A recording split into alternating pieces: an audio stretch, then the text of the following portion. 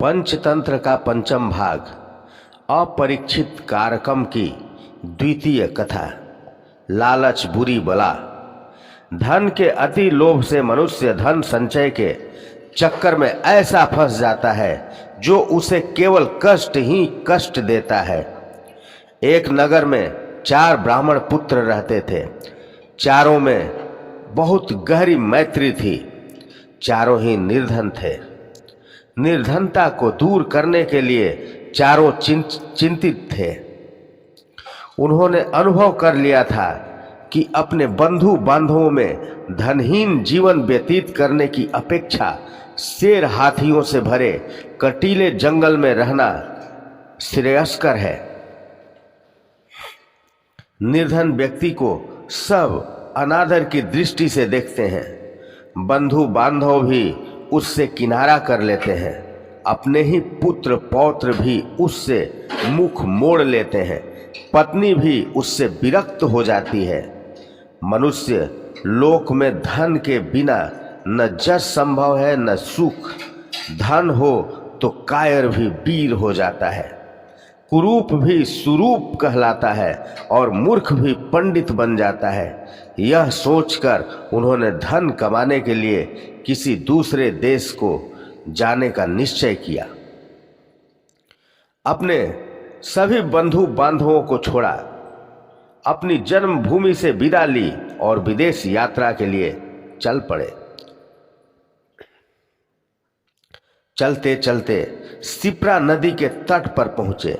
वहां नदी के शीतल जल में स्नान करने के बाद महाकाल को प्रणाम किया।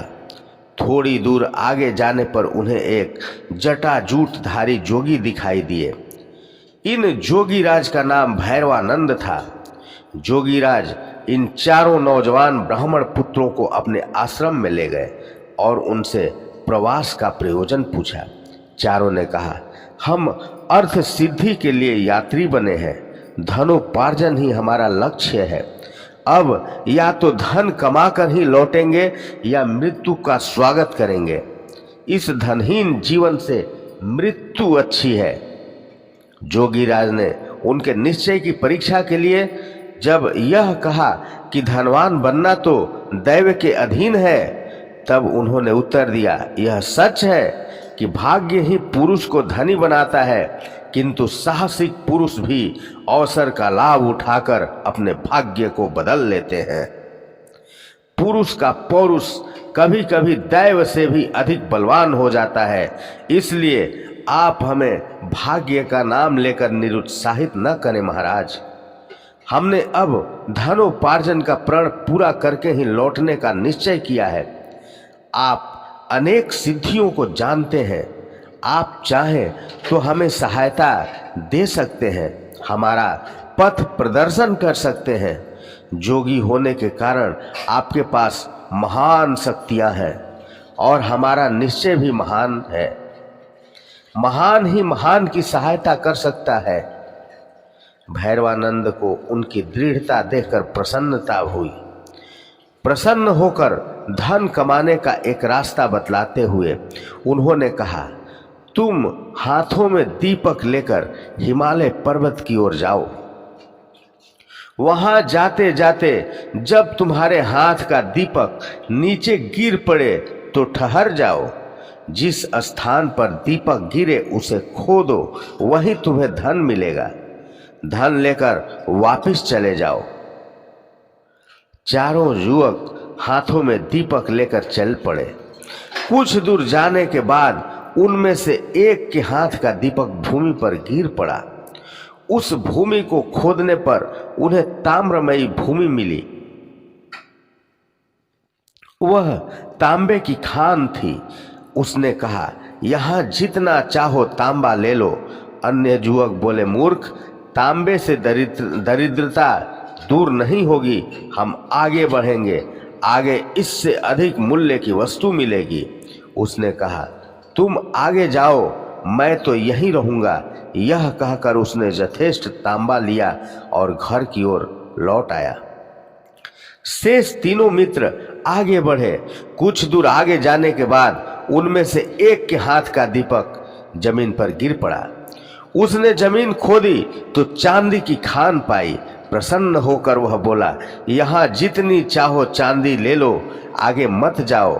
शेष दो मित्र बोले, पीछे तांबे की खान मिली थी, यहाँ चांदी की खान मिली है, निश्चय ही आगे सोने की खान मिलेगी, इसलिए हम तो आगे ही बढ़ेंगे। यह कहकर दोनों मित्र आगे बढ़ गए। उन दो में से एक के हाथ से फिर दीपक गिर गया। खोदने पर उसे सोने की खान मिल गई। उसने कहा, आहा, यहाँ जितना चाहो सोना ले लो, हमारी दरिद्रता का अंत हो जाएगा। सोने से उत्तम कौन सी चीज है? आओ सोने की खान से यथेष्ट सोना खोद लें और घर को चलें। उसके मित्र ने उत्तर दिया, मूर्ख, पहले तांबा मिला था, फिर चांदी मिली और अब सोना मिला है, निश्चय ही आगे रत्नों की खान होगी। सोने की खान छोड़ दे और आगे चल। किंतु वह न माना। उसने कहा, मैं तो सोना लेकर ही घर चला जाऊंगा, तुझे जाना है तो जा। अब वह चौथा युवक एकाकी आगे बढ़ा, क्योंकि वहीं एक अकेला अपने साथियों में बच गया था। रास्ता बड़ा विकट था, कांटों से उसका पैर छलनी हो गया। बर्फीले रास्तों पर चलते चलते शरीर जीर्ण शीर्ण हो गया, किंतु वह आगे ही आगे बढ़ता गया। बहुत दूर जाने के बाद उसे एक मनुष्य मिला, जिसका सारा शरीर खून से लथपथ था और जिसके मस्तक पर चक्र घूम रहा था। उसके पास जाकर चौथा युवक बोला, तुम कौन हो? तुम्हारे मस्तक पर चक्र क्यों घूम रहा है? यहाँ कहीं जलाशय है तो बतलाओ, मुझे बड़ी प्यास लगी है। यह कहते हैं उसके मस्तक का चक्र उतरकर ब्राह्मण कुमार के मस्तक पर लग गया। युवक के आश्चर्य की सीमा न रही। उसने कष्ट से कराहते हुए पूछा, यह क्या हुआ? यह चक्र तुम्हारे मस्तक से छूटकर मेरे मस्तक पर क्यों लग गया? अजनबी मनुष्य ने उत्तर दिया, मेरे मस्तक पर भी यह इसी तरह अचानक लग गया था। अब यह तुम्हारे मस्तक से भी तभी उतरेगा जब कोई व्यक्ति धन के लोभ में घूमता हुआ यहाँ तक पहुँचेगा और तुमसे बात करेगा। युवक ने पूछा, यह कब होगा? अजनबी ने बोला, अब कौन राज्य कर रहा है? युवक बोला, बीणावत्स राज। अजनबी, मुझे काल का ज्ञान नहीं। हाँ, मैं राजा राम के राज्य में दरिद्र हुआ था और सिद्धि का दीपक लेकर यहाँ तक पहुँचा था। मैंने भी एक और मनुष्य से यही प्रश्न किए थे जो तुमने मुझसे किए हैं। युवक बोला, किंतु इतने समय में तुम्हें भोजन व जल कैसे मिलता रहा? अजनबी, यह चक्र धन के अति लोभी पुरुषों के लिए बना है। इस चक्र के मस्तक पर लगने के बाद मनुष्य को भूख, प्यास, नींद, जरा, मरण आदि नहीं सताते, केवल चक्र घूमने का कष्ट ही सताता रहता है।